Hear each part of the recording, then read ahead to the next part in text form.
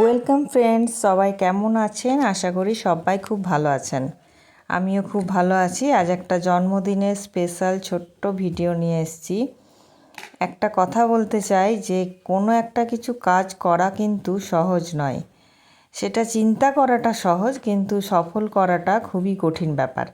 ঠিক তেমনি আমার মেয়ের জন্মদিনটাও হয়েছিল। আমরা একটা ছোট বাচ্চাকে নিয়ে সব কিছু নিজেরাই তৈরি করেছিলাম, আর হেল্পের জন্য কাউকে পাইনি, আর আমরা কারো হেল্প সেই সময় নিতেও চাইনি, কারণ সবাই নিজের নিজের পরিবারে ব্যস্ত আছে, সবার কাজ আছে। শুধুমাত্র যে আমাদেরই কাজ, আমাদেরই জন্মদিন সেটা তো নয়, প্রত্যেকেরই কিছু না কিছু কাজ থাকে, বরং আরও বেশি কাজ থাকে, আমাদের চেয়েও অনেক অনেক বেশি কাজ থাকে। এইভাবে আমাদের শুরু হয়েছিল। এটা ছিল আমার মেয়ের জন্মদিনের কার্ড, নেমন্তন্নের কার্ড। আর এই যে রাস্তাঘাটগুলো দেখছেন, প্যান্ডেলগুলো দেখছেন, এগুলো ছিল জন্মদিনের ওখানে যেখানে আমরা নিয়েছিলাম, একটা ভাড়া নিয়েছিলাম লজ, সেখানে ওটা হয়েছিল প্যান্ডেলগুলো।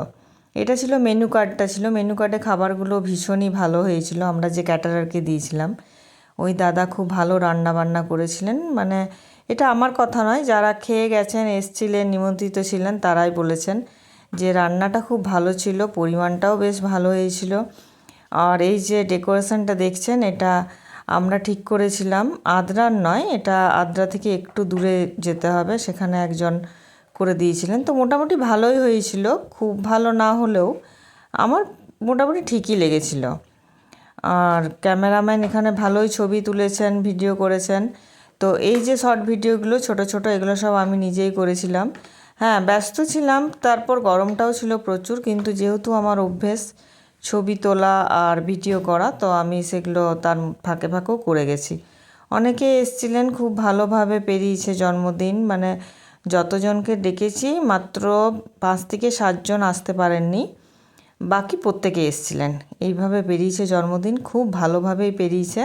আপনারাও ভালো থাকুন, আর কেমন লাগলো ভিডিওটা অবশ্যই বলবেন। Thank you.